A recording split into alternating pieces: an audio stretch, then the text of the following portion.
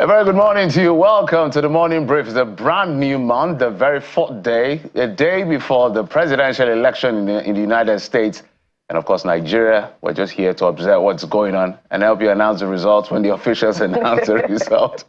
Thank you so much for joining us. I'm Jeffrey Uzango. And 12 days before the off-cycle governorship election in Ondo State, it's a beautiful Monday morning, and miracles are made of difficult situations. So it's Miracle Monday. Get up and go with your perfect day starter right here on Channels Television. I am Bukola Koka.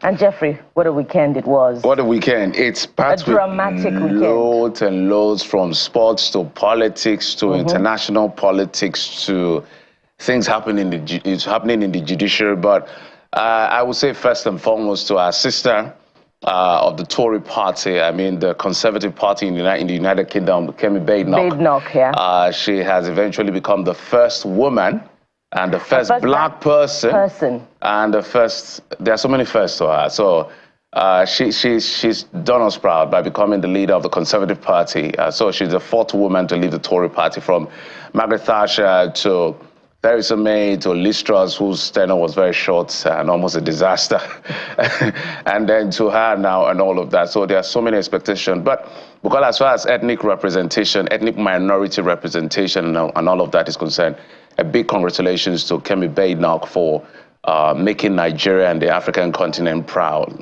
Although I have my reservations as to her posturing, you know, she's been criticized a lot. And I think this is the time for her to reflect on this big new responsibility. First is for her to unite the Conservative Party, and if tomorrow she's potentially a prime minister, that is if the Conservative Party head back to leading the United Kingdom in terms of its politics, beating the Labour Party. So she's right there at the fringes, but some of her rhetorics has been criticized.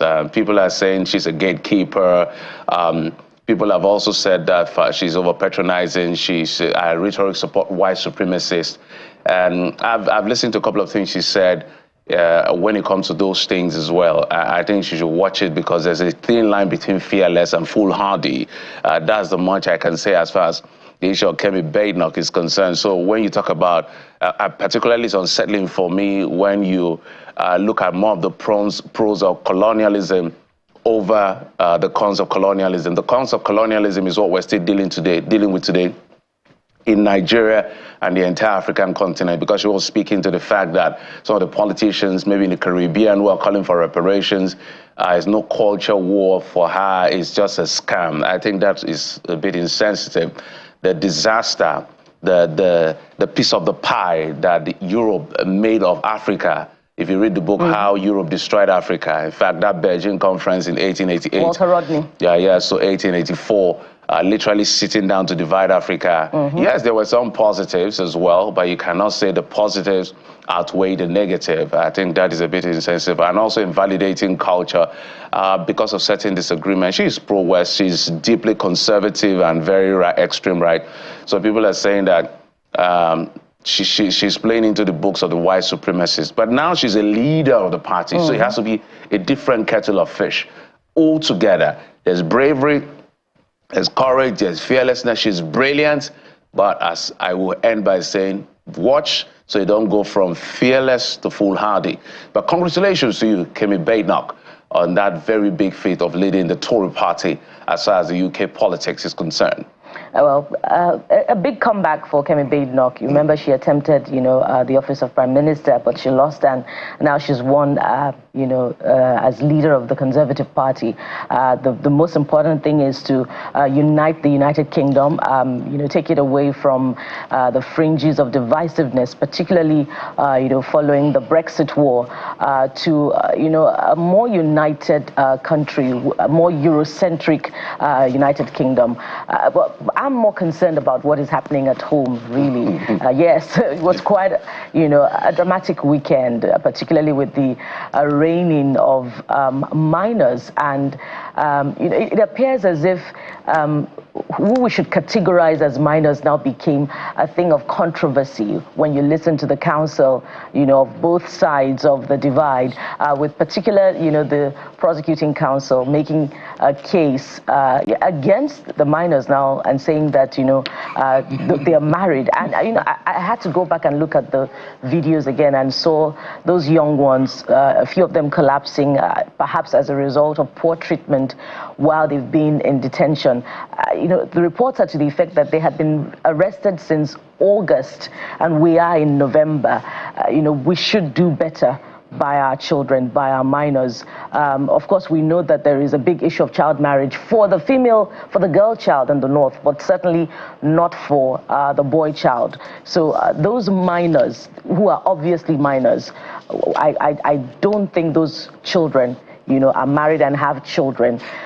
What would be an object of controversy that we should be investigating is how come, if indeed it was true that they carried Russian flags during the hashtag End Bad Governance protest, then that needs to be looked into. Should we be asking questions of real issues of underdevelopment in the north? Should we be asking questions about how perhaps influences from border countries where coups have happened have crept into Nigeria's north, and perhaps as a result they are calling for a change of government because of real issues of poverty, insecurity, radicalism, and underdevelopment? Those are the issues that we should be looking into. And then the civic space, online and offline, are we clamping down so much on dissent that we're unable to have real conversations of underdevelopment in the country? Are we, you know, pushing dissent to the fringes such that they're unable to express themselves and demand for good governance?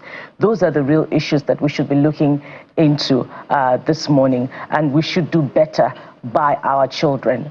Jeffrey, we can't say that enough. Absolutely. So nobody supports treason. Nobody wants the military to take over. We've seen what the military has done when they were in leadership of the country. So nobody's supporting that. But it was, as you said, very embarrassing. And it was even more shameful for that lawyer. I was looking at him, I was like, come on, man, what is going on with you? I know that lawyers have a responsibility to defend anybody, whether the person is a criminal, the person is a good person or a bad person. The Constitution allows you to have that, what do you call it now? You're not guilty until found guilty. You're innocent, actually, I wanted to say, until found guilty. But the charge sheet is very clear. These are clearly boys of 14, 15, and all of that. So it was thoroughly embarrassing to see a legal practitioner make those comments. I don't know what he was thinking. I don't know who he was referencing to. I want to give him the benefit of the doubt. But if it was those 14, 15, 16, 17-year-old that was calling adults, they are not minor, and we need to check you out, man. That's the truth.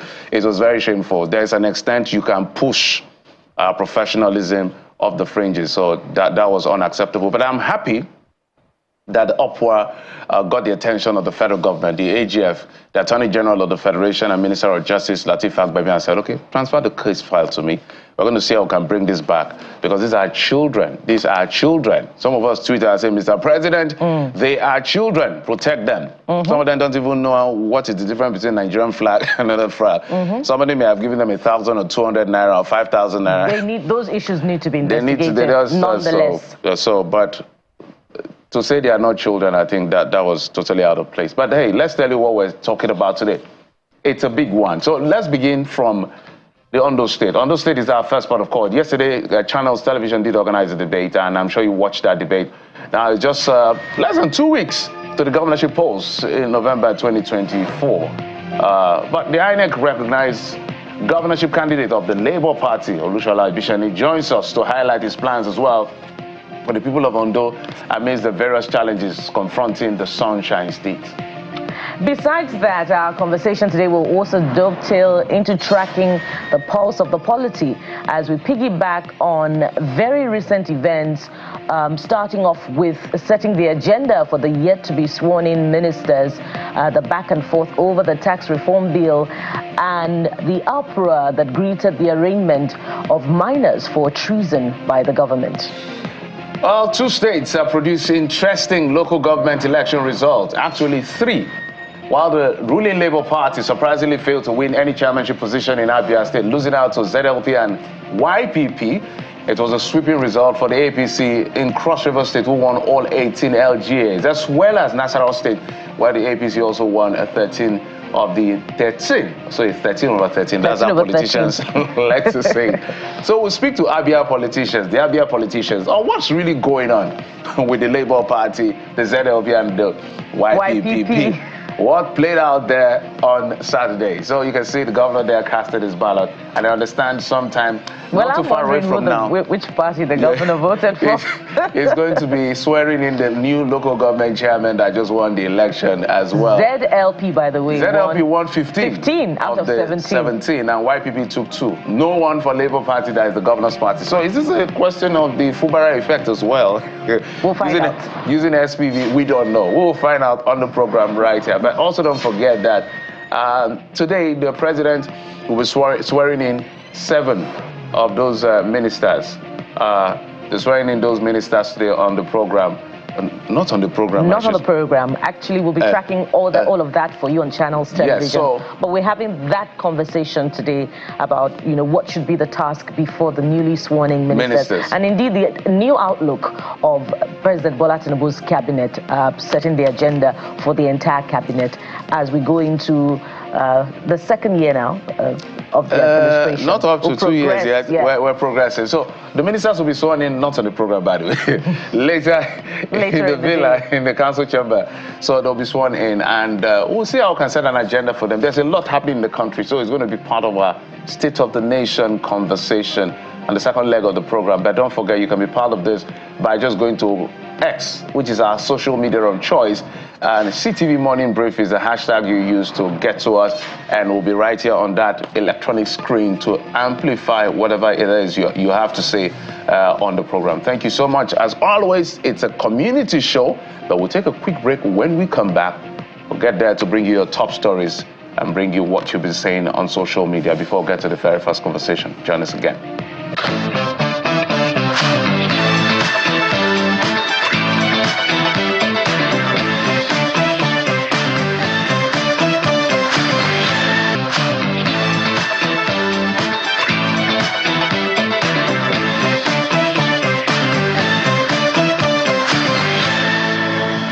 Up on the brief this morning is the pitch of alternative ideas by the governorship candidate of the APC, Lucky Aiyedatiwa, and his PDP counterpart, Agbola Ajayi, on their plans for Ondo citizens if elected on November the 16th. At the governorship debate organized by Channels Television and our partners, both Mr. Aiyedatiwa and Mr. Agbola shared their thoughts on what they will do concerning issues of security, the economy, agriculture, high unemployment, infrastructure, revenue generation, amongst others. The primary mandate of any government is the security and the well-being of the people. And don't forget that we also bring up an initiative that led to the creation of our homegrown security network called Amotekun, because we believe that the conventional security outfit at the time could not, by themselves alone, handle the kind of security challenges we're facing in those states.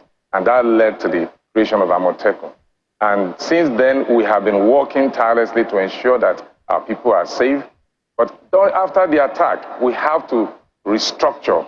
Went back to the drawing board to restructure our security architecture to ensure that such incidents will never happen in those states. And since then, we have never experienced such. So I want to tell you that as of today, Ondo State is being regarded as one of the safest and peaceful states in Nigeria. Today, Ondo State has regarded as the safest state in the country. It's quite unfortunate. A state where Oba has been killed, a state where Obas were kidnapped, a state where the late daughter of Fasarato was killed. And as a matter of fact, the most embarrassing thing that the Olufon of Ifon was killed gruesomely by an unknown person. Up to this moment, no single person was arrested. Yes, he's a governor from those states now, with due respect to him, but he was not part of those of us that actually established Amotekun. I was the deputy governor. As a matter of fact, I was actually encouraged and lobbied the legislators before the law was, the edit was passed into law. And we have a target And we just have to strengthen it. My plan is, once I'm governor, I'm going to strengthen the existing Amatekun by creating a unit that will be called Forest Guard, where we'll be equipped with a modern gadget that if anything happens, within the next 3 minutes, it will be known to everywhere. And as a matter of fact, our farmers can go to farm and farm freely. Our Abis can travel. Everybody will be free. So as it is today, is bad, and we are going to strengthen the existing Amatekun by creating the unit in that place. So out of the about 17 candidates that will be vying for that election, Ondo people have a choice now to decide. We'll go over to Abia State. The ruling party, Labour Party, was unable to win any of the 17 chairmanship posts in the local government election in the state, with the Senate Labour Party winning 15 of the 17 seats, while Young Progressive Party won 2 seats. The chairman of the Abia State Independent Electoral Commission, George Chima, made a declaration at the agency's headquarters in Umuahia, the Abia State capital, on Saturday. Now, unlike Labour Party in Abia State, the All Progressives Congress in Cross River State has emerged victorious in all 18 local government area chairmanship election and 196 councillorship seats in the just concluded November the 2nd election. The results were officially announced at the State Independent Electoral Commission by the chairman of the commission, Dr. Ekong Boko, and immediately after the announcement, all elected chairmen were presented with their certificates of return. This effect, please. We want to inform all of us that 18 local government areas result has been released. And the APC party has won all the seats.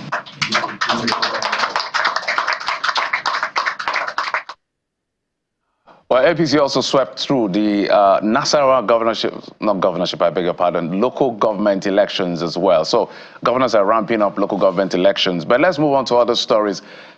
Police operatives have arrested 130 suspects for cybercrime and hacking during a coordinated raid on a building at the next cash and carry area of Jahi in Abuja, with suspects including 17 Nigerians and over 100 foreign nationals. In a statement by the first spokesperson, Olumuyiwa Adejobi, says the activities threaten national security and notes that the force is still investigating the matter, adding that exhibits recovered from the suspect were being analyzed scientifically.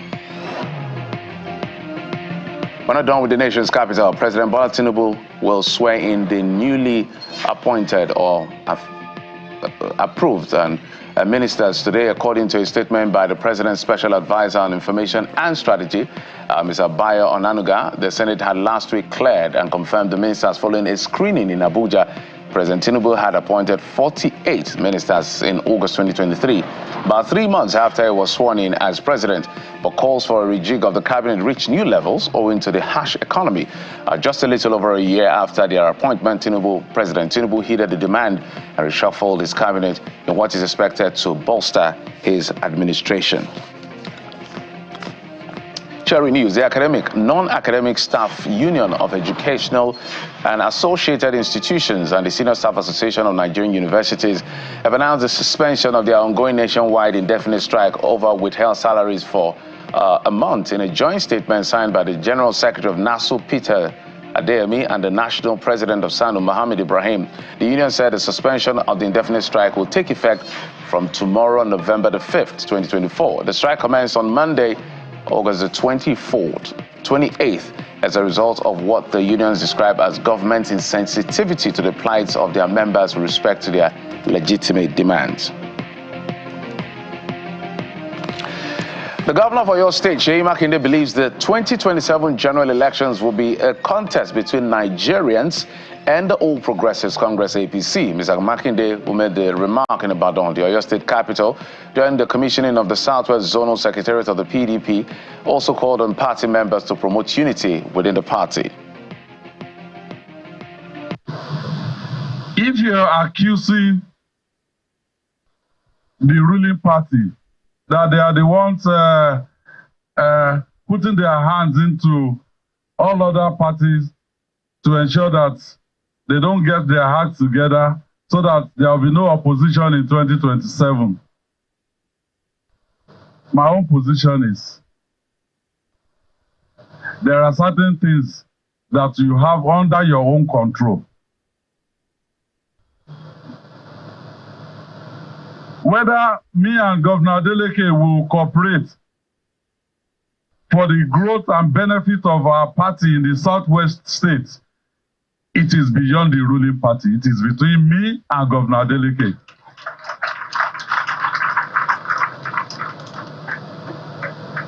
So please, let us all work together,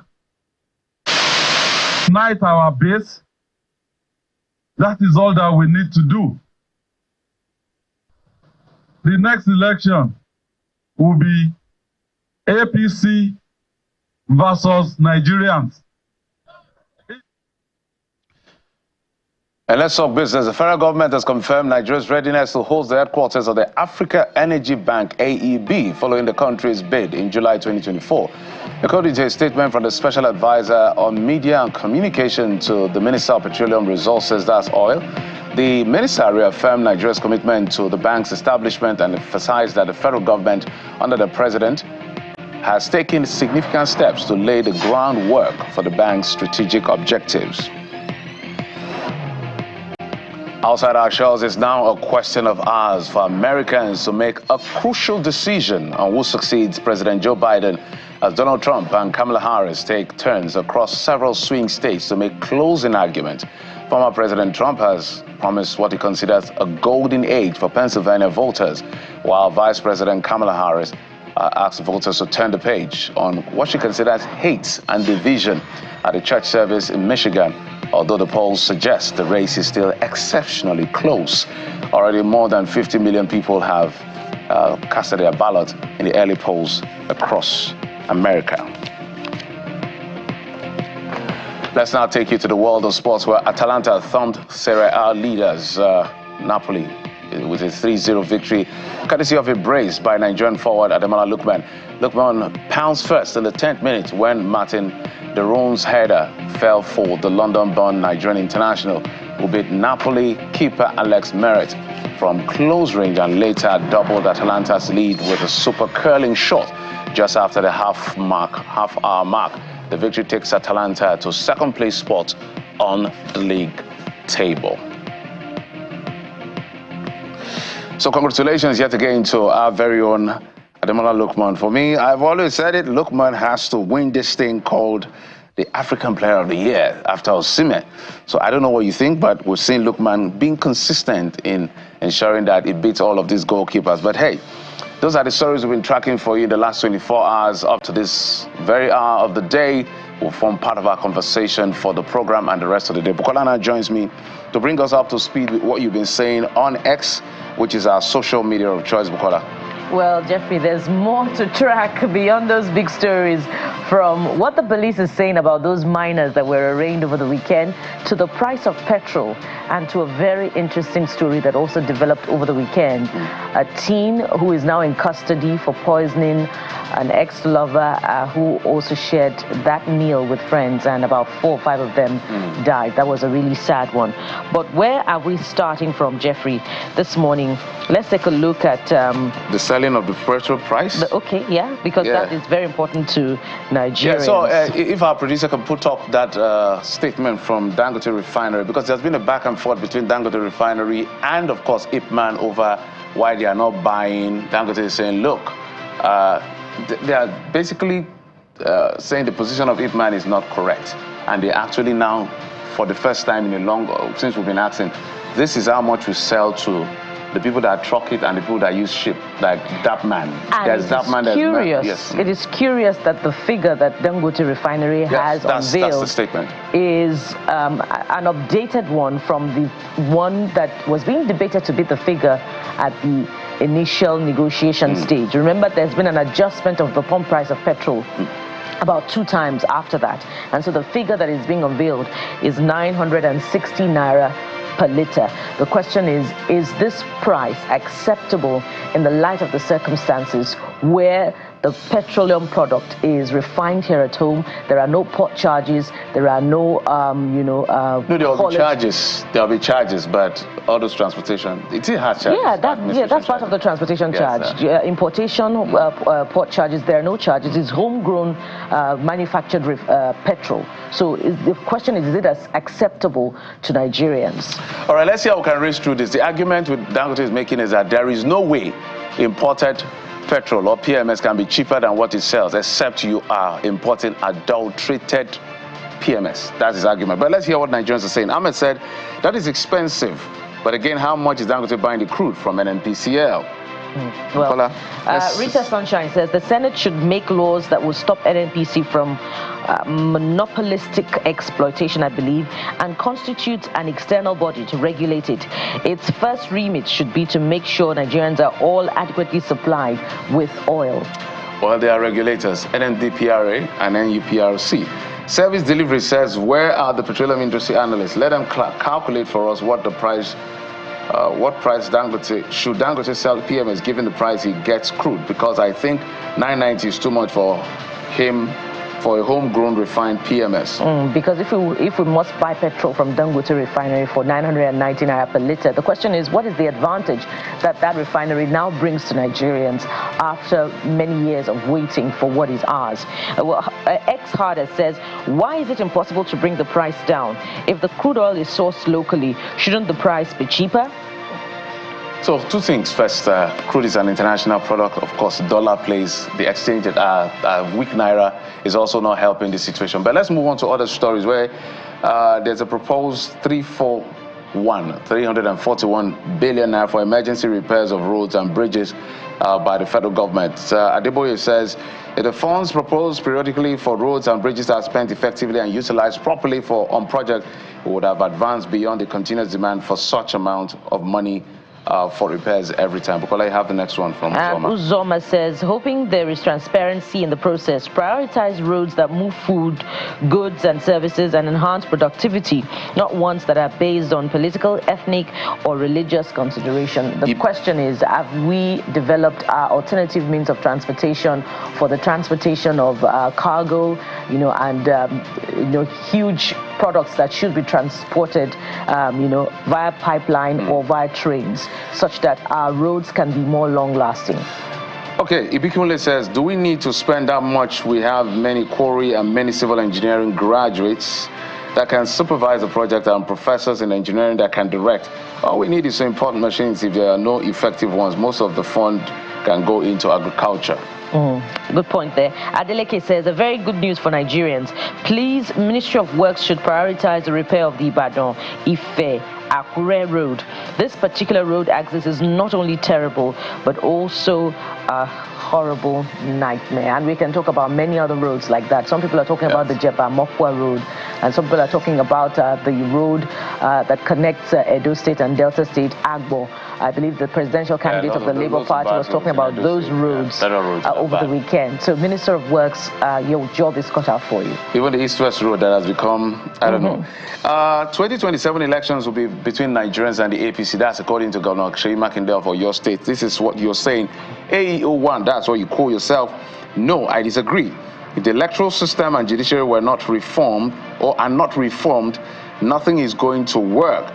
A system where judiciary, INEC, and the incumbent governor works in synergy to thwart the effort, where is it again, of Nigerians can never produce anything tangible.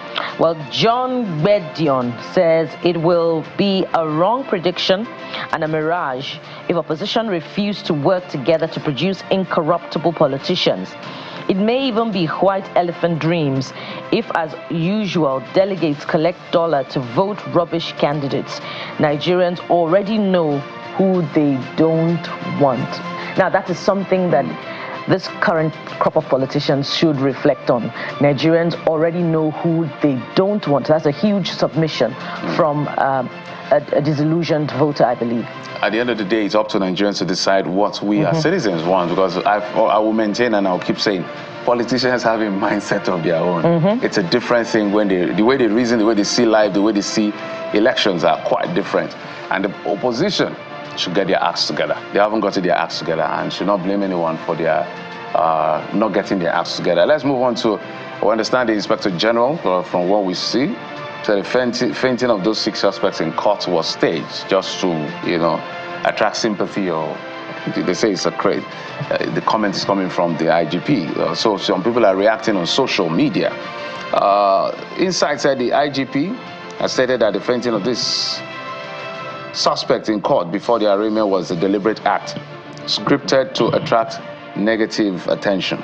Bayodi says those children are suffering malnutrition. I don't believe they are acting well. Well, they are kids, they are minors. Isaac says, I sincerely disagree with the school of thought, sir. It was very glaring that those kids were hungry. Why is the lawyer, the force, and you, sir, all saying different things at the same time? It's quite appalling. Well, those children were apparently scrambling for food in the videos that we saw from the courtroom over the weekend. Well, Hassan says, they act it or not, they are underage. This statement should not be said by someone who knows the law. All right, so maybe one more thing on that teenager who is now in police custody for poisoning her boyfriend and 4 others that are now dead. It was a very sad development, but the police swapped in. So one message or post, we can take Justin. How cruel can life be, poisoning someone just because he broke up with her?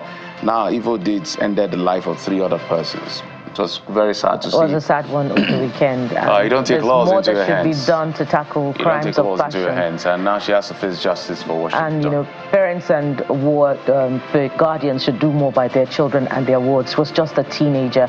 It was totally unacceptable for a teenager to be involved in such So we understand about 3 to 4 persons have died. In fact, our thoughts and our prayers are with the families. But we'll take a quick break. When we come back after the break, we're going to talk Ondo governorship election. The Labour Party governorship candidate, Ebiseni will be joining us for the first conversation. What he has on offer for the people of Ondo State. We've heard from the PDP, we've heard from the APC, and others have been speaking. But let's talk to the Labour guy right here on the program. Join us again.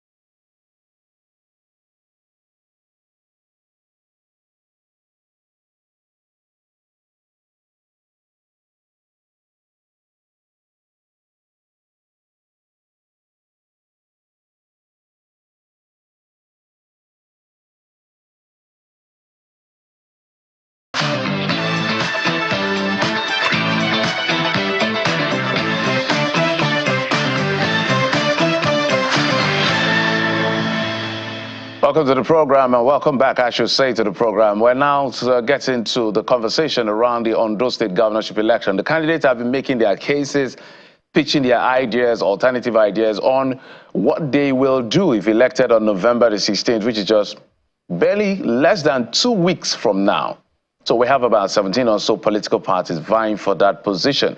Today on the program, of course, we're going to be joined by the candidate of the Labour Party, Mr. Olushola Ebiseni. He joins us from our Korea studio. Mr. Ebiseni, thank you so much for coming on the program. Well, thank you. Good morning, and thank you for having me. All right, Mr. Ebiseni, let's get the big elephant out of the room. Let's get the big elephant out of the room so that we can get to what you have on offer to Ondo people. Because there was a time we had Ayo Olurofemi on the final list, and then there was a court's judgment that came in your favor, and you are now the official candidate of the Labour Party, recognized by INEC, who is going to be on the ballot on November the 16th. Just walk us through how that played out briefly, and then we'll get to the other conversations. Well, you have said it all. The Labour Party is a very popular political party. Therefore, we are not surprised of competition for its ticket. But like a civilized organization that Labour Party is, of course, we competed among ourselves, and invariably we approached to the court for the determination of the true candidate of the party. And since 27th of September 2024, by the judgment of Justice Emeka Nwite of the Federal High Court, Abuja, have been pronounced the authentic candidate of the Labour Party, and INEC has complied by getting my name and that of my deputy, Adedayo Awude, uploaded on his portal. That is the end of the matter. But as you can see, that I'm prepared for campaign, but for this interview, you will see us on the street. We'll be campaigning vigorously because we know that it is the only party that has anything to offer the people of Ondo State in the coming election. Thank you. All right, Mr. Ebiseni, one more thing. Your party hasn't been doing quite well. And I'm asking this question because I want you to respond to the fact that how do you think, don't you think it's going to impact your performance in this election? So let's go back. The Abure... just a minute, Mr. Ebiseni. The Abure factor that has split the party, where we now have a situation where the governor of Abis State and the presidential candidate had to set up a caretaker committee that's still in contention. We saw what played out in Edo State. Olumide Akpata made very strong impression during the campaign, but the results showed otherwise. And now we're seeing what is happening in Abia State, the only state that has Labour Party, and the Labour Party did not win any of the seats. ZLP took all of that. Whether it was an SPV, it's a different kettle of fish. We're going to have that conversation later. So how do you think this will impact the outcome of the election for you in Ondo State? Well, thank you very much. Every political party has its own problems, and the Labour Party is not an exception. I do not want to draw comparison with other political parties where in the last 1 month or so, you see one faction of the national executive suspending or expelling the other faction. With respect to Labour Party, yes, we have such issues at the national level of the party. But this is a federation. Nigeria is a federation. Ondo State has its own peculiar political culture. And this is one party that resonates very well with the people of Ondo State.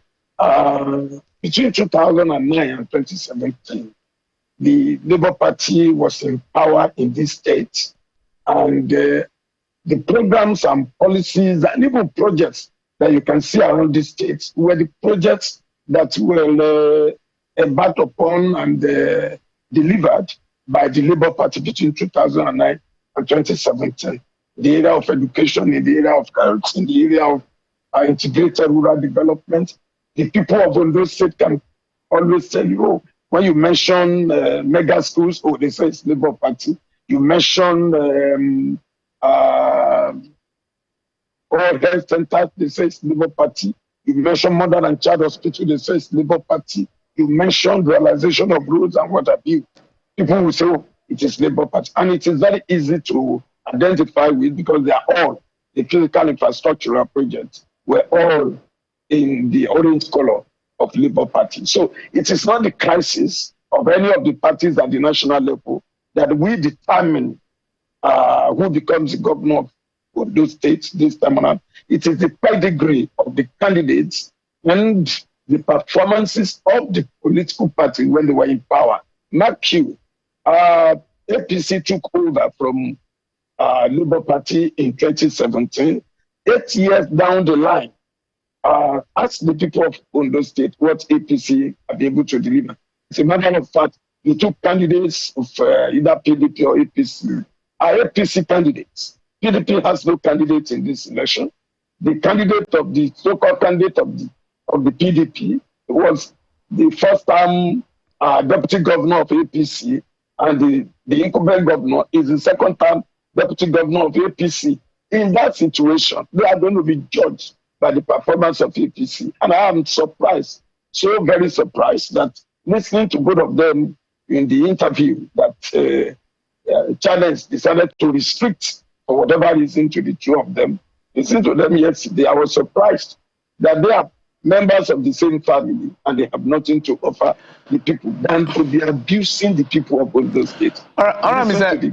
Ebiseni, just sort of get now. I know you've been a local government chairman. You've been, yes, excuse me, 3-time commissioner. Or you served in Mimiko, and then you also served in his cabinet. You were in the 2014 confab, you're an Afenifere chieftain. But this is 2024. Why are you the man for the job? That's exactly. We are talking of pedigree and antecedents. You know, we did not just spring up today. You have just rolled it out. Former chairman, local government, 3 times commissioner, federal government delegate to the 2014 National Conference, and today Secretary General of Afenifere. When you look at Ondo State politics, down the line, those who had been, those who have had the privilege of administering Ondo State are people you can rate with any leader anywhere in the world. Ondo State produced Adekunle Ajasin, a Afenifere leader and Adeko leader, principal of schools. The same thing with Adebayo Adefarati. The same thing with Olumiluwa, a diplomat. The same thing with Dr. Olusegun Agagu, PhD, accomplished geologist. Olusegun Mimiko, a medical practitioner. Akeredolu, the former president of NBA, senior advocate of Nigeria. That is the kind of stuff Ondo State people have given the people of Nigeria in our leadership recruitment process. But now you have a situation where some parties don't claim he's a lawyer, he's not proud to let the people know he's a lawyer. He's parading school certificates with controversial credentials. The other one says he attended a secondary school which was created in 1981, and he passed out in that same secondary school in 1982. He was initially parading a master's degree in business administration. Today, he has withdrawn that from the public space and say he only has an NCE. So when you roll out our CV, so where we have come from, is to let you know that we feel the deal in the determination, the kind of criteria for the timetable, the template that the state set for the leaders. I'm Secretary General of Afenifere, and you look at it from the period of our whole the Afenifere programs determined both the leadership and the development of our state in terms of free education at all levels, free medical services, integrated rural development, and gainful employment. I can tell you for free that at our inauguration as the governor and deputy governor of Ondo State, one of us were we were cabinet members of the government between 2009 and 2017. Once elected as the governor of Ondo State, the first thing is to declare education free, qualitative, and compulsory, such that Ondo State will no longer be one of the states of the Federation. Mr. Everybody will say, oh yes, you have out of school children. It will happen in Ondo State. Education is going to be compulsory here. And I'll be saying that along as we campaign to the people for the next election. For me, before we begin to talk about issues of development, and we can, bring it all together, some would describe you as a serial decampee. Of course, now you are ascribing some legacy projects of past administrations to the Labour Party. But in December 2023, and you can correct me if I'm wrong, you returned to the PDP from the Labour Party ahead of this governorship election because of your ambition. But you lost the primaries and you have now returned yet again to the Labour Party. Some would ask about the genuineness of your intentions in returning to the Labour Party. Is it just to use it, as we say now, special purpose vehicle to achieve your aim, not necessarily because, of genuine identification with the ideologies of the Labour Party? Now, beyond that, you can also respond to this. There's a huge concern about youth unemployment in Ondo State, and the approach currently is the disbursement of funds to the unemployed. Beyond that, what plans do you have to really empower the youth such that they can become self-reliant in Ondo State? Well, thank you very much. About the choice of political party. I'm not new to the Labour Party. The first government Labour Party first ever established in Nigeria, the government in which I served 8 years as commissioner. When you make allusion to 2023, was the Southwest coordinator, presidential candidates election of Labour Party, and a member, as a lawyer, a member of his legal team to the Supreme Court. I paid my dues in Labour Party, and so contesting on the platform of Labour Party is not something that I just grab along the way. I am just back home doing what any member of the Labour Party is qualified to do. Besides, when you talk about PDP, yes, I remember in 2015 when we were in Labour Party, there was a need for some coalition with President Jonathan then for the presidential election. That may be the reason why we took that decision then. But that does not really mean that we are not in tune with the philosophy of our party. I'm the governorship candidate of Labour Party, and it is well deserving because of my contribution to the party. With respect to youth unemployment, it has to do with our own programs. I told you earlier on that first and foremost, we are going to ensure free, qualitative, and compulsory education at secondary school level up to when you leave secondary school, and highly subsidized university education with all the qualities of what a modern day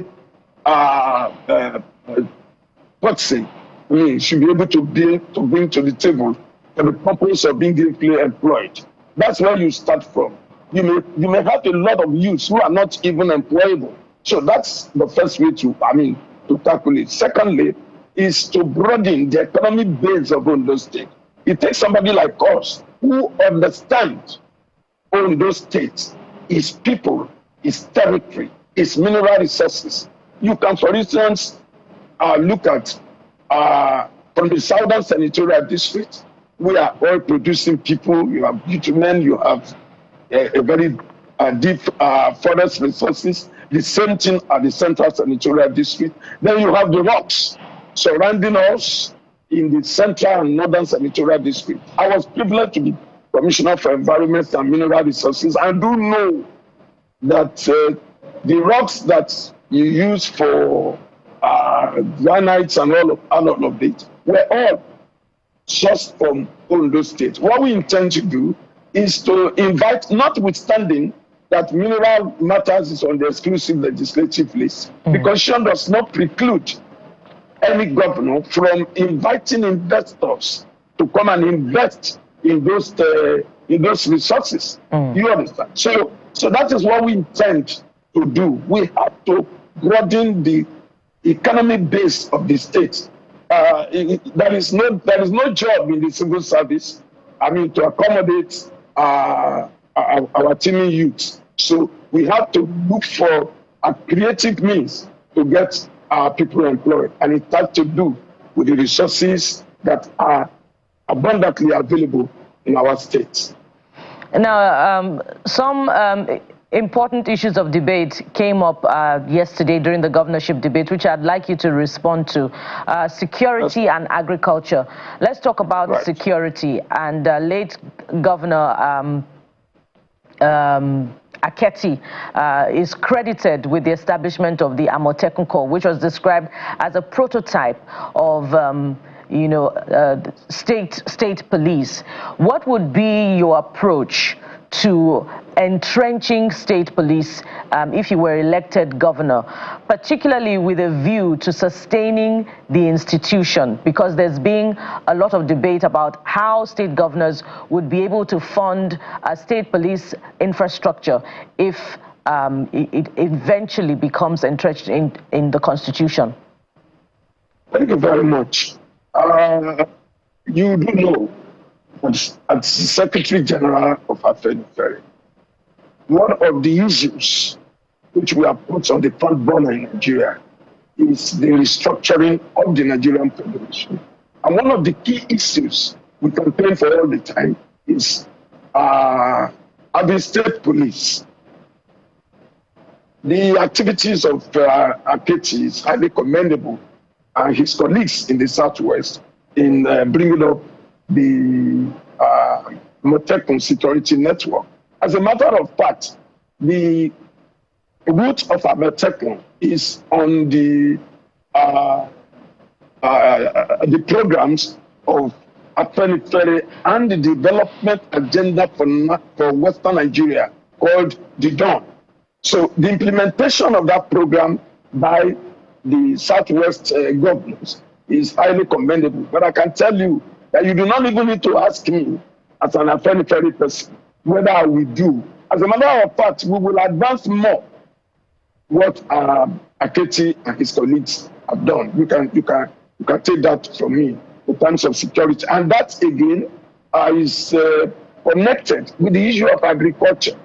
Because our farmers, I mean, the farms need to be secured. The farms need to be safe before you now can talk about the development in the agricultural sector. So the first thing to do, actually, is to ensure that we have a safe environment where our farmers can actually return to farm. And then, what we were doing in our government before this administration was for government to provide such implements that will lessen the burden of farmers. You have tractors, you have bulldozers, you clear the farm for them.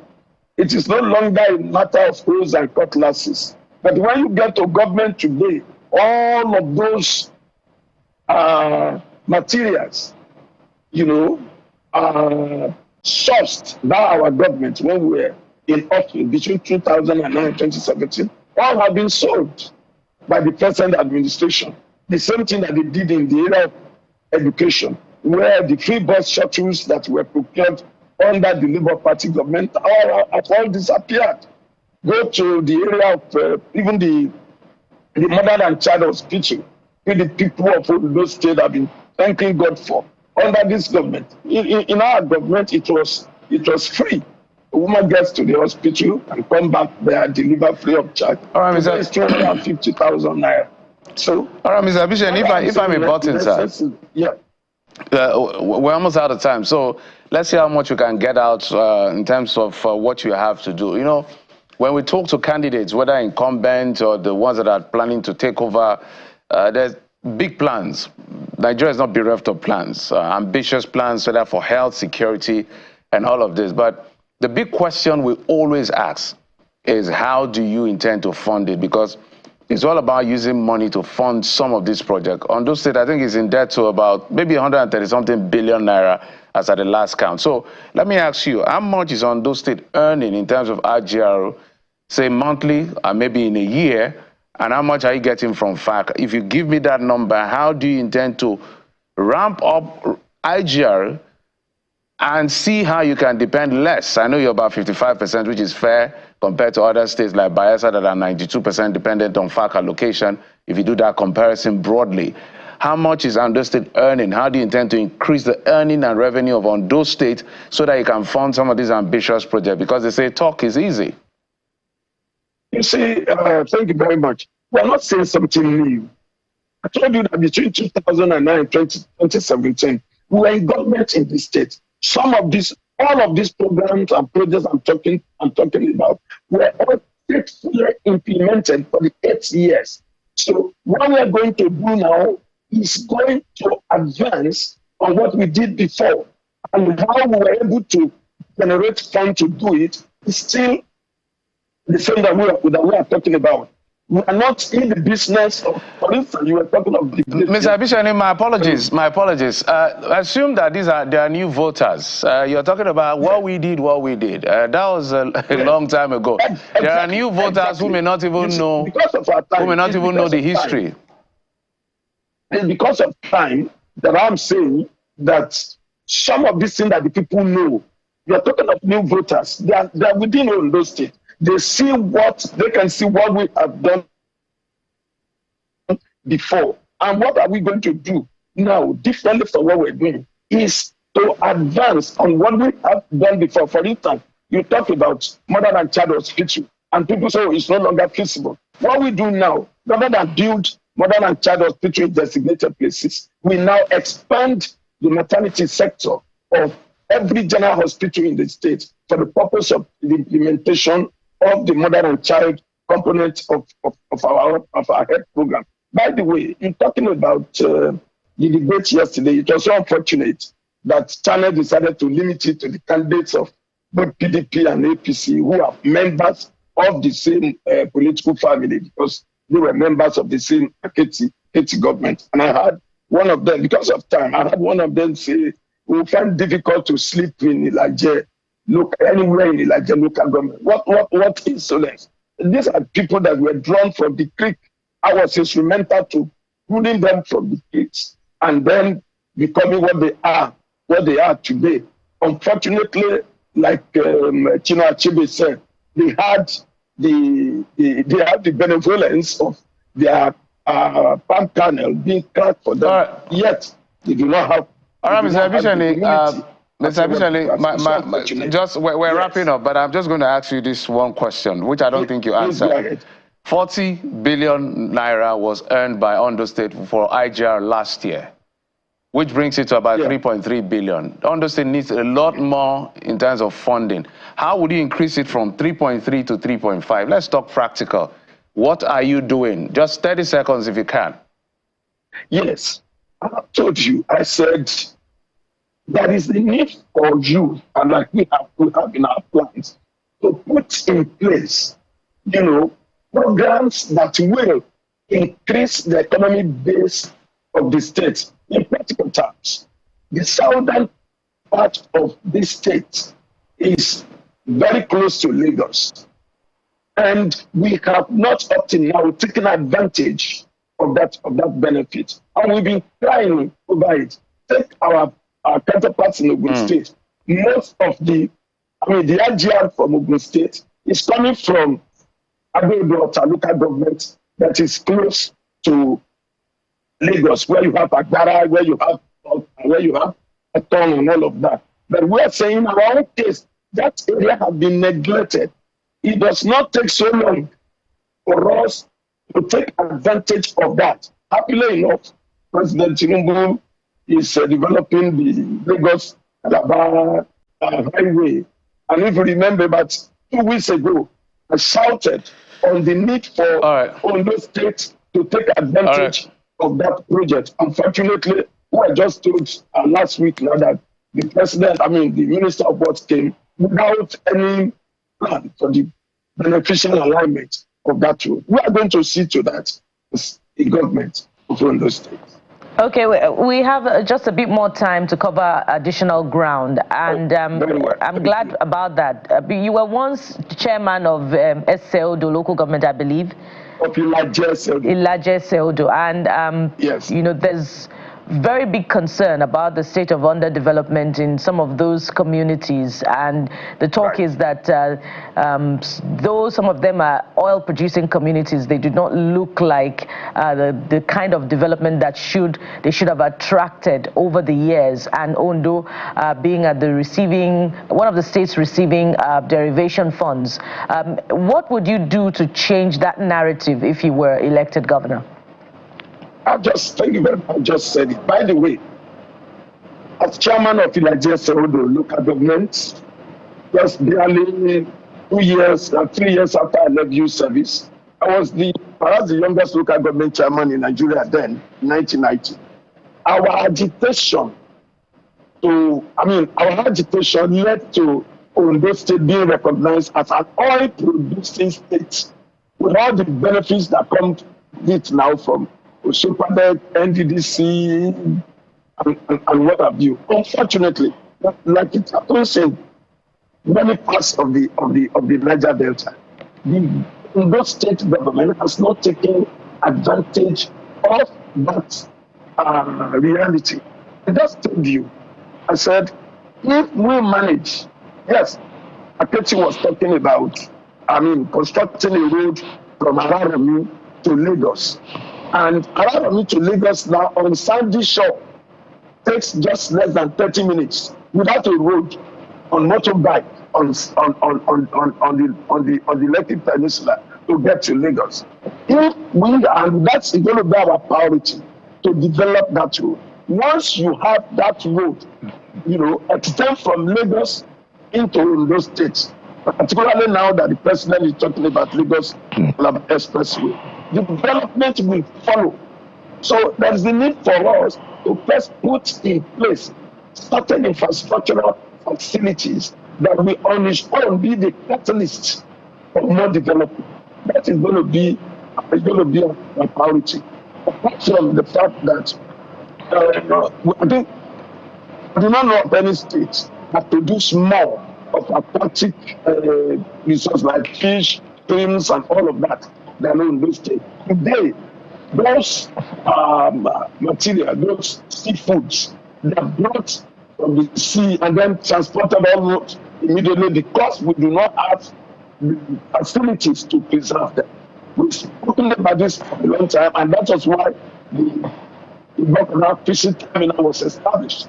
Nobody made use of it. As a matter of fact, today it's another yard. We are going to ensure the road we have between Ibokoda and Yeturu was developed by our government, by the Abis government when I was commissioner, and the development of the followed suit.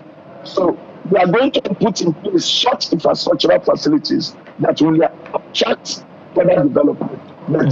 But almost the issue of roads in that area is key. As I was talking about the deputy governorship of DP, who said during the debate yesterday that he was happy to tell the whole world.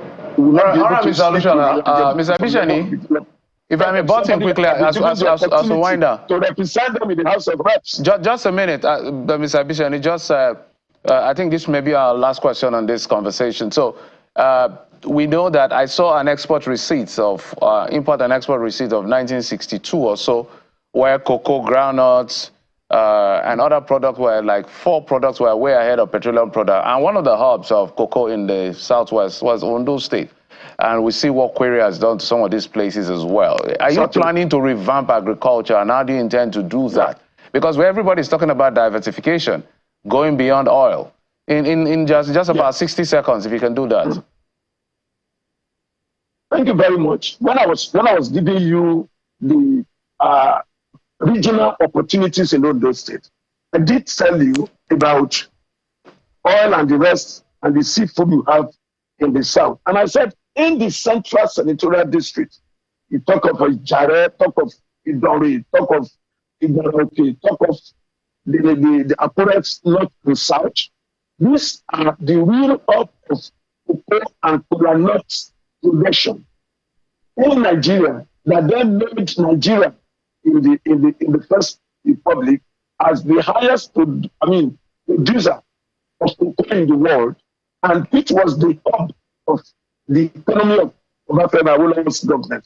Of course, we are concerned about this, and when we were in power during the Labour Party government, we did a lot to enhance cocoa production here. So much that we are even talking about having a chocolate industry being established in Ondo State to take advantage of our cocoa production. But look at the cocoa company in Luigi and the rest of them.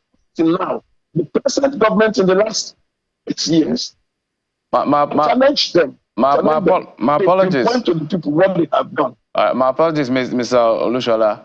Ebiseni, thank you so much. We're totally out of time. The Labour Party governorship candidate in the November the 16th governorship election. Thank you, sir, for coming on the program. Well, thank you very much for having us at last, even when you denied us the opportunity. There was a polling done to get to those decisions as to how we conducted all of it. But that's in the past now. But we must thank you. But we must thank you for. That's why you have this opportunity. Exciting thing. Yes, the candidates confront.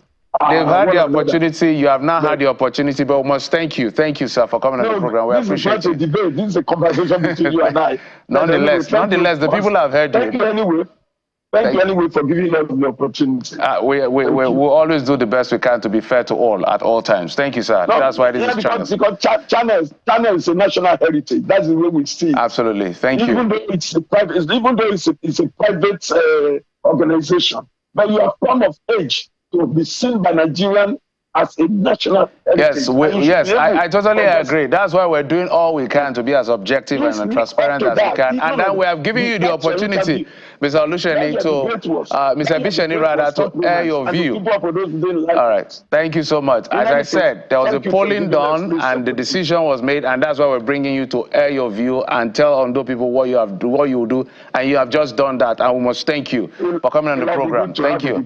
Thank you, sir. Rather than the conversation between you and I. Thank you. Thank you. You're welcome. Well, that's it on that conversation. We're going to switch to other issues now that is broader than Ondo State, which has to do with the state of our nation. The president will be swearing in those ministers in hours from now. What do we expect from them, and why were they hired? A professor will be joining us to break it down. Join us again.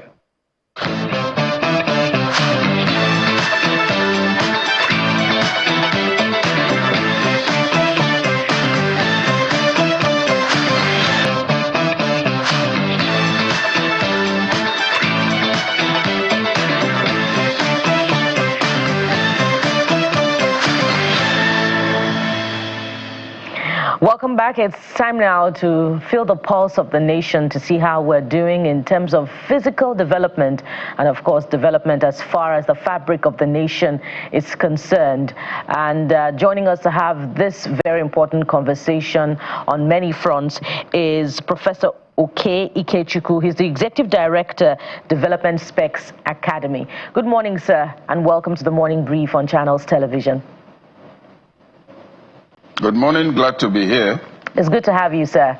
I want to start with the tax reform bill, which dominated conversation for much of last week. But of course, it just may be returning, particularly because the presidency is giving a hint that it may not be withdrawn from the National Assembly as projected because it's already been presented, despite the appeal by the National Economic Council that it be withdrawn for wider consultation. What do you project to be the direction of conversations on this bill before the National Assembly? Do you think that National Assembly lawmakers will toe the line of their governors by opposing the bill? And would a very ambitious document, a product of the Presidential Committee on Tax Reform, which has projected 44 trillion naira in revenue to be, recouped, to be taken from tax, do you think it will be mired in politics and in circumstance? It's already made in politics, because for the Federal Executive Council to take a position, and you have the equivalent of a counter position from the National Economic Council is already made in politics. And you may recall that before the more recent pronouncements, the northern governors had already taken a position against that bill. So my concern is why the government allowed this to happen. The National Economic Council comprises, if you like, the major government stakeholders, governors and all of that. It's chaired by the Vice President. Before that meeting, the bill was already in the National Assembly from the presidency, of which the Vice President is the other arm. In fact, if the President wasn't around, it would have been the Vice President that would have sent the bill, being that it's an executive bill. So I think it's bad politics that we allow that to happen, in which case the optics before the public is that of a bickering within the House. It's unnecessary. It should have been avoided. That's number one. The number 2 point is to point out that a government has a right and a duty to put forward any bill it deems fit for public good. And the National Assembly has the other duty of looking at what is put on the table and determining that it has 2 strong elements. Number one, that is in the interest of the nation, short-term and long-term, and that it's also in the interest of the people, short-term and long-term. So I think it's not been too tightly handled so far. Concerning the details of the bill, which I'm sure we'll bring up later, there are certainly provisions of that bill that's concerning. But more importantly, the outstanding element I see there is a desire to create a single warehouse for resource, for what do you call it now, for revenue inflows. And if you look at the provisions, if you're going to implement them, you're going to have a National Revenue Service. I think that's the new name. I don't remember, whatever, but I'll replace the Federal Inland Revenue Service. And which will in fact be in control of, which will be in control of far more resources than the NNPC and every other revenue generating platform in the country. But yes, it's already made in politics, and I think it should be tidied up quickly. The optics are bad. Now let's get to the substance of the bill, one of which is tax administration, which goes way beyond this time. I'm in opposition to it now. But the derivation formula proposed for the VAT, which is also a talking point that is, causing division. What are your thoughts on this? And, how do we move forward from this point of disagreement? I'll take us back to the reaction of the Governor of Katsina State, when Wike, who was then the Governor of Rivers State, made some pronouncements about that. Immediately, the then Governor of Katsina State made a public statement that he didn't favor the North, that it should be your brother's keeper, etc. Because Wike was then arguing that derivation should be prioritized, so that because VAT is a consumption tax. So I consume beans. You tax me for consuming beans, you collect the money from Shomolu Street, and then you share it to people in Ikeja and all kinds of places. Taxes are presumed to be designed to benefit those who are in the place or whose services are rendered, etc. So that in itself is not new. Now, if you look, the new proposal provides, I think, a 60% derivation template. Immediately, the northern governors met and said, no, this won't favor us. And I can understand the concern, because if you look at where most taxes are generated from, if you think of company tax, income tax, and all of that, the bulk of it, if you take Lagos, for instance, Lagos alone generates a lot because of the number of corporate organizations, bank headquarters, oil companies that are there. Port Harcourt, I presume, does the same. So, and you look up now, there are far fewer platforms, agencies, and companies that will also be generating the equivalent. And their thinking is that this is national revenue, so if you follow this formula you're proposing, will be severely disadvantaged. That's the argument they're looking at, and it makes sense from that standpoint. But the other standpoint from which it makes sense is that taxes, you cannot, for instance, tax Nigerians and then dispense the tax all over West Africa because there's an ECOWAS agreement. So I can understand both perspectives, but the concern of the North is that the proposed derivation formula will put them at a disadvantage. Whether that is an argument that will stand, that's open to argument for us, and we'll see that in the National Assembly. But since the president has said that this matter will follow the due process of law, that means the National Assembly will be constrained to have long conversations about that. And I need to also make a point about both the position of the president and that of the NEC. If a government must always withdraw every bill or anything it says just because a group has taken a position, that will not be a government. The National Assembly exists as made up of representatives of Nigerians who are not necessarily in Abuja or anywhere else. To that extent, it makes sense to say that the National Assembly should manage the business of what to become of that, or what is to become of that bill, and whether it will become a law by public hearings, among other things. Like I said at the very beginning, it's already been somewhat mismanaged by the government allowing two perspectives to emerge from it. It's an APC government. The governors, most of them are APC. I don't know how they could have allowed the contrasting points of view to come into the public domain on this matter. There ought to be an internal clearinghouse where this could have been raised. Already, I think it was also not quite in order that the northern governors should consider themselves into a pressure group and make a public statement. Whatever happened to presidential liaison? Whatever happened to party discipline? Whatever happened to consistency in party, party cohesion and solidarity? So these are missteps, I think, that could have been avoided, and it doesn't look tidy in the public domain. Prof, the data shows that a lot of governors need to sit up, not just governors in the north. As far as the issue of revenue generation is concerned, the budget release of State of States clearly shows that 32 states out of the 36 are highly dependent on FACT. There's a political conversation to that, and there's also the economic conversation. So it clearly shows from data that we need to do something, because let's be very fair, some of these governors are outrightly lazy, with the greatest sense of respect. They are not innovative enough for their people, and I have data to support what I just said. Year on year, we see there is no improvement. Sometimes there is even a decline, and then some of them are pushing for projects that has no bearing on even increasing IGR or developing their people at the end of the day. So if you were called into the room with this agitation from northern governors that you say you're disappointed with, because the argument now is that it has moved from 20% to 16 times of derivation, which they are saying is going to be skewed against them, and since they don't have industries in their area, that's another kettle of fish. What percentage should it be? Is it too early for a call for fiscal federalism? Because this is implicit fiscal federalism by the federal government. I agree. You said most of the governors, what did you say? You said they are not performing. There was a particular expression you used. I said they are not innovative enough, because 32% of states are highly dependent on FACT. Yes, I've gotten the point. Yes. My take is to disagree with you on what you're saying about innovation.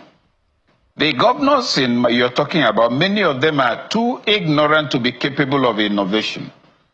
That's a more serious indictment than saying they are not innovative. If you're in a room and you want to get out and the door is locked, the key is missing, you know what you want to do, so you begin to think of either the window. You're being innovative, or if the wall is soft, to break it. But if in your mindset and upbringing and orientation, you understand that it's only through the door that you can go out, you are too ignorant to help yourself. And I'll take it a little into detail. Look at most of the things being executed by the governors. And I'll cite an example of 6 years ago, Kebbi State went out of its way to make what it called massive investment in education by constructing primary schools, I think, in all the wards of the state. Everybody was dancing and clapping. And I came out in the public domain to say, this is no investment in education, because education is about knowledge, about learning, about self-development, about societal development in a holistic sense. Now, that's different from education infrastructure, which could include classroom. Nobody ever scored an A or learned to spell his name because there's a new classroom. In that 4.2 or 6 billion investment, how much was spent on retraining of teachers, on recruiting new teachers, on improvement in, in their pay packet? The federal government also, the last Federal Executive Council that Buhari held before he returned as president a second time, The government also approved 4.2 billion to build 6 model secondary schools in the 6 metropolitan zones. Meanwhile, all the federal and unity colleges need half of that money to become centers of excellence. So that's the point to know, that ignorance, lack of preparedness for leadership, limited understanding of what it means to speak of development, not procurement, is part of the problem. And many of these governors simply cannot help themselves. If you also look at their utilization of some of the money they are getting, the amount of patronage, the fact that many of them have to appoint thousands of special assistants whom they don't know by name, but are sent to them as well ways of settling their political supporters, you know that things are in a bad way. Having said that, returning to the tax matter, the submission on this side is fairly simple. Many of the states, strictly in economic terms and in the way they are managing their human capital, are not sustainable. Now, the takings from the federal pause, which has been made mandatory by our federation, they're also not being optimally utilized. And that's why you see they keep asking for more money. Concerning internally generated revenue, you cannot keep tasking people who are incapable of sustaining themselves. If you recall, shortly after the COVID-19 thing, I think here in Abuja then, most businesses were being taxed between 150 and 350,000 for sanitization or something they call, whatever name it was. Now your business has been shut for nearly a year. You had staff, some of whom you laid off, some of whom you were paying half salary, and otherwise you've been losing money for half a year or for 1 full year. Then government intervenes to help you by charging you 300 and something thousand. What it points to is the absence of holistic thinking in public administration. And when we think of revenue, those who are sent in to generate revenue is their duty. But they must have also a prior enlightenment on the cohesive nature of the state. The citizen is not like a well where you keep drawing water because it won't finish. The citizen is earning income, is under pressure.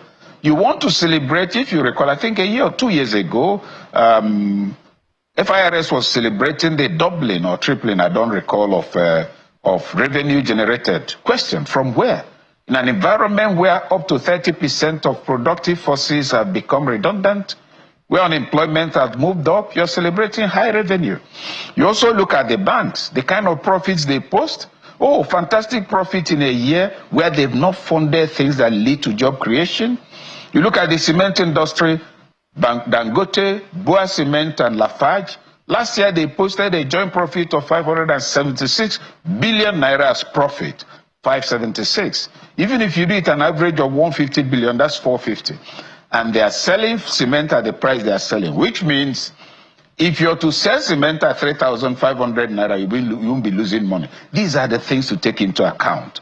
Because you ask yourself, when that is going on, the number of housing estates that can come up will reduce in number, etc. So I'm speaking here of holistic understanding of the role of government and the importance of proper governance templates for national development, not for individual citizens to get bigger, not for members of the elite to have contracts, and not for them to give arms and pretend that palliative is a form of development. It is not. All right, Prof. Let's manage our time now and look at, maybe we could set the agenda for the ministers designate that will be sworn in today. Let's pick a few of the ministries. The Ministry of Livestock Development, where Mr. Idi Mukhtar Meha is going to be sworn in today. A lot has been said about the propriety of that ministry in the first place. We're going to now have a Ministry of Fisheries Development as well. Let's look at the Ministry of Humanitarian Affairs and Poverty Reduction, where there's been questions about accountability. And we could also talk about Ministry of Labor and Employment. Of course, we've also had challenges in that area with issues of negotiation with labor unions and incessant strikes. If you could attempt, to lay out a task before these new government appointees, what would it be, Prof? The first thing I will do is to say that the government should be congratulated for scrapping the Ministry of the Niger Delta. They've now created, I think, Northeast Commission. Not every region will have its own commission. So if the government hadn't taken this measure, it would have meant Prof, 6 administrative platforms. Under one ministry, Ministry of Regional Affairs, I believe. So all the commissions are now under the Ministry of Regional Development. Yes. Yes. So what it means is that instead of 6 administrative frameworks for the commissions, you have 1. So you're not going to have 6 chief executives complete with a repertoire of all manner of characters and long queues of vehicles, as we've been seeing in NDDC and the Niger Delta. So that's a good move for which the government should be congratulated. Now, concerning the ministerial nominees, the other point is that a ministerial position is not a chieftaincy title or a life position like a Bale Oba. A time comes when a government sits down, reviews performance, reviews personnel, and changes. So that's another plus. The other thing is to look at, I have always argued that the Ministry of Humanitarian Affairs should be scrapped. I have always argued that it's not needed. You can't have a ministry for alms giving. If you look at the record of its record since it was created, you must ask yourself what it has contributed to national development. You can't create a consumption platform as the highest expenditure heading. I expect to develop. So that's it. Now, concerning the ministries of humanitarian, what do you call it? Livestock development. The livestock and then fishery, quite frankly, I think these should be departments in the Ministry of Agriculture. Because within the broad concept of agriculture, you have animal husbandry, you have all of that, piggeries, and so should we also, okay, you now have fishery, you have livestock, should we also set up a ministry for piggery, another one for poultry, another one for people who keep rabbit, and for some people, some of my friends in Borno, through whom I buy Farah, those who keep locusts? Governments are compacting space and capacities in the modern world of today, reducing the size of administrative machinery and driving for efficiency. So now they've been created, of course they can be scrapped immediately, but they must have their work properly cut out for them. The Minister of Fishery, or whatever new name it has acquired, must answer a couple of questions.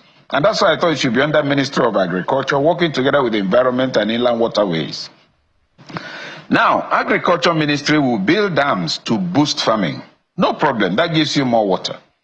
Now, as you're building dam, the dam is reducing the amount of water that's going downstream.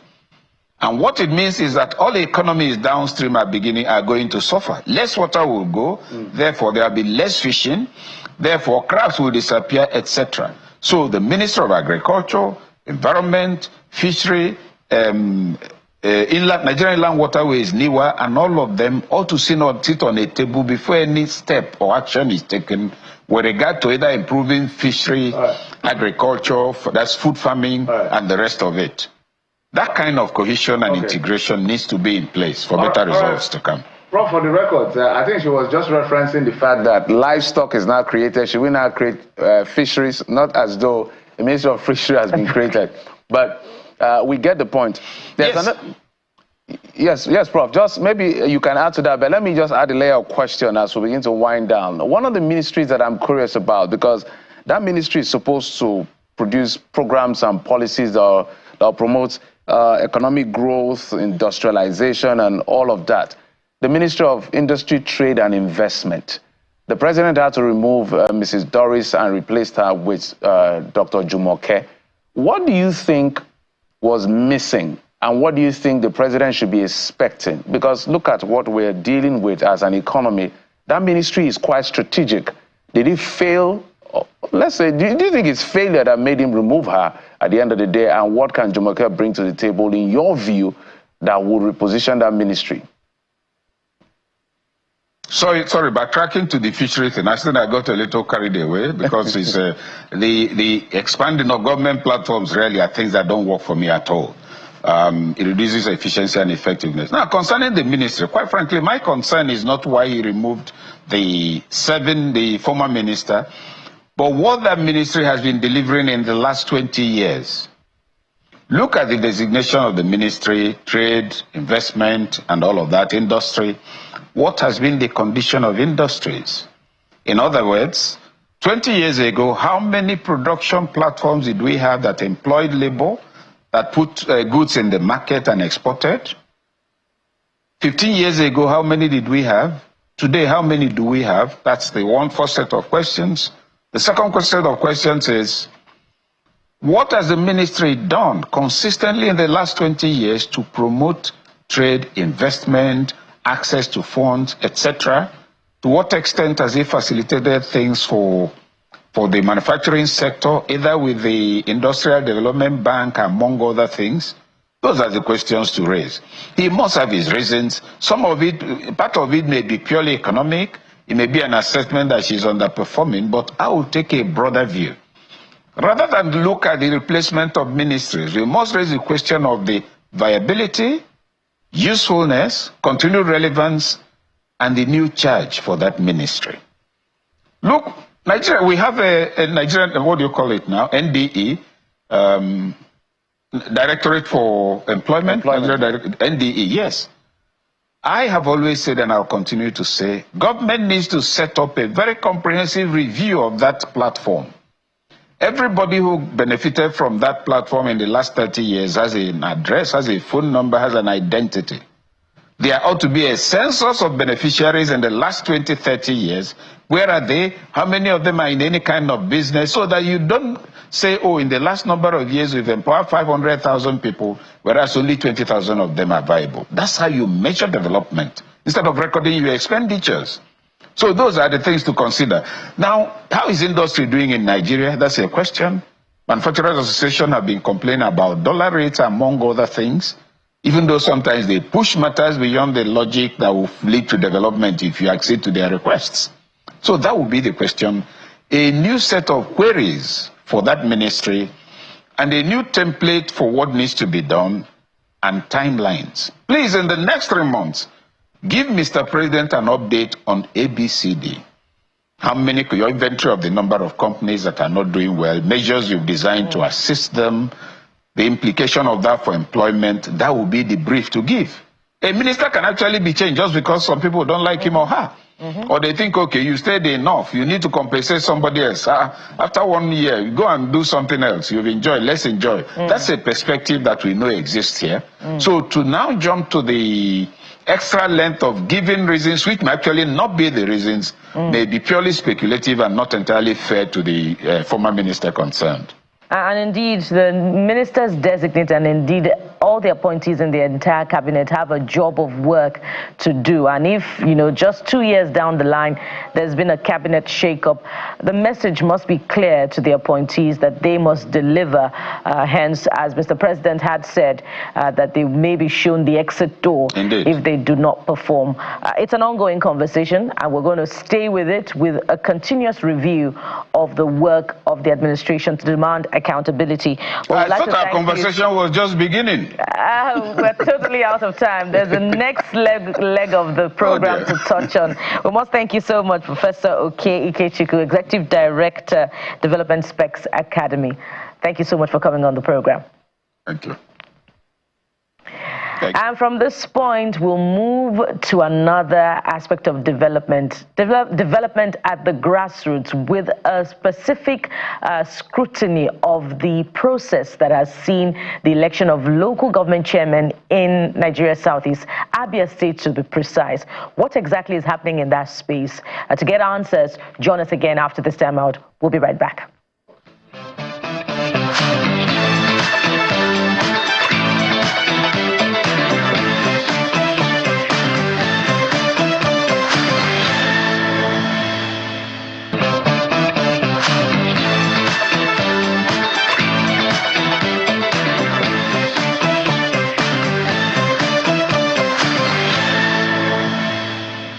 Welcome back. Always we complain about sweeping polls by ruling parties in state, and which is why some people are calling for INEC to take over state or local government elections, because every ruling party sweeps the entire poll, and it's almost ridiculous in the eyes of a lot of people.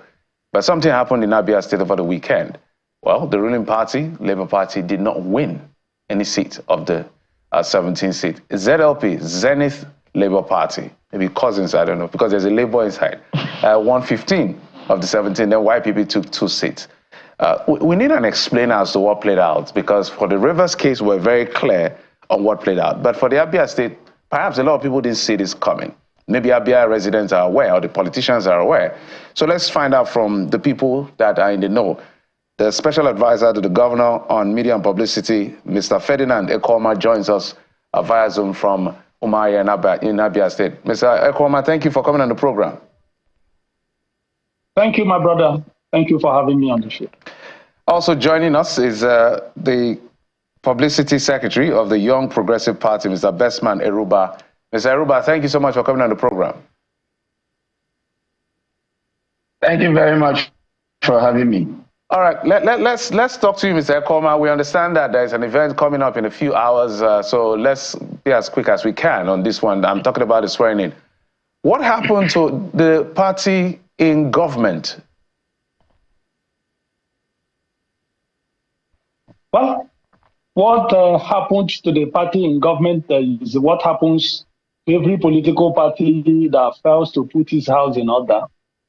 We will not run away from the fact that we have a problem in the Labour Party, and those of us who are still members of the party, the government here, did everything humanly possible to ensure that the tragedy that befell the Labour Party in Abia State didn't befall it. Unfortunately, those who obviously do not have anything to lose try to lay a time bomb for us in Abia. Unfortunately, that backfired, and they could see that it was actually the Labour Party that was consumed. One thing that is very clear in politics is that as much as there's no room for independent candidacy in Nigerian politics, you can't take away the fact that most times our people vote on the basis of personality, on the basis of your popularity, on the basis of your name. They go for whom they know. And I think that because of the crisis that engulfed the Labour Party in Abia State, a lot of capable hands who would have run on the platform of the party decided to take, the most proactive decision of running on a different platform or different platforms.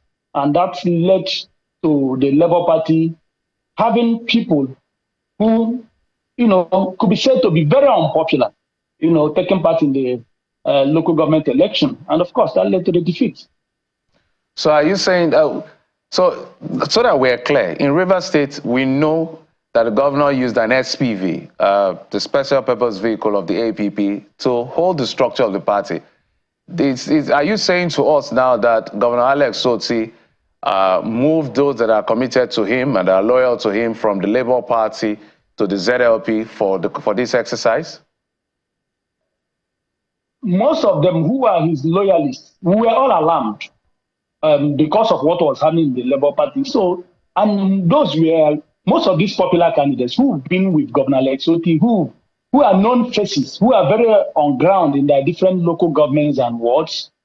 We are going to run that election on the platform of the Labour Party. Unfortunately, because of what these people did here, especially the audacity of now announcing the dissolution, the so-called dissolution of the State Working Committee, dissolution of the State Working Committee, alarmed everybody. And most of these candidates appealed to the governor to permit them, to run this election on different platforms.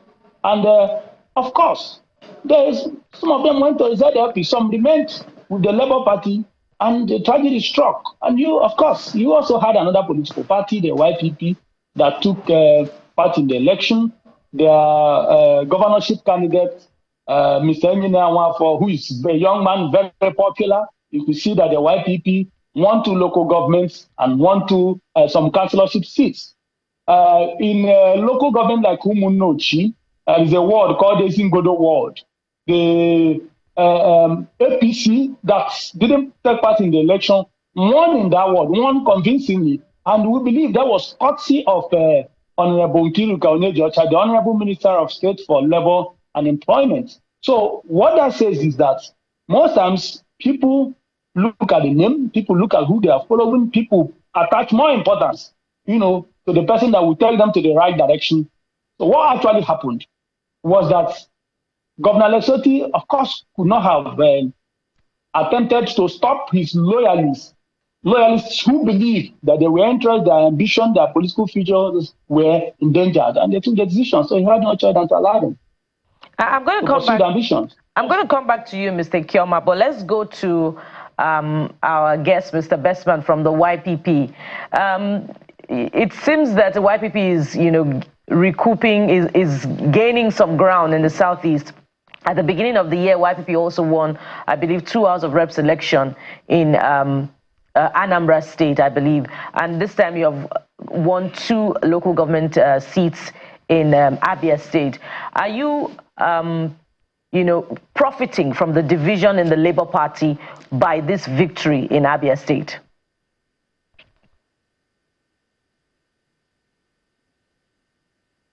Mr. Bestman, that's for you. We are only benefiting. Yes, I am. Good morning, Bukola. It's very gratifying for us that the people in the grassroots of Abia State continue to resonate with the gospel of YPP, which is service to the people. The places where we have won election in Abia are places that are our natural home, and we are home and dry in those places. Recall that in the 2023 general elections, we had won 2 members of the State House of Assembly, Sisioma, and we had a very popular House of Representative candidates and other candidates of our party in the Abia South Senatorial District. And what has played...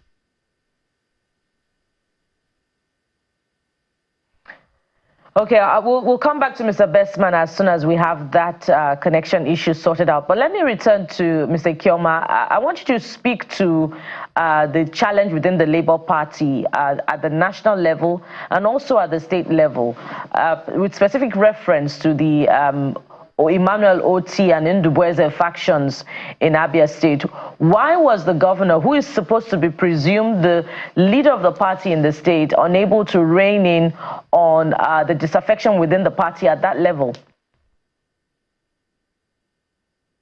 Okay, you will agree with me that a few weeks ago, or about 2 months or thereabouts ago, the governor, in conjunction with very reputable, notable leaders of the party, met in Omar here, where they had an extended stakeholders meeting and took a decision to set up a caretaker committee.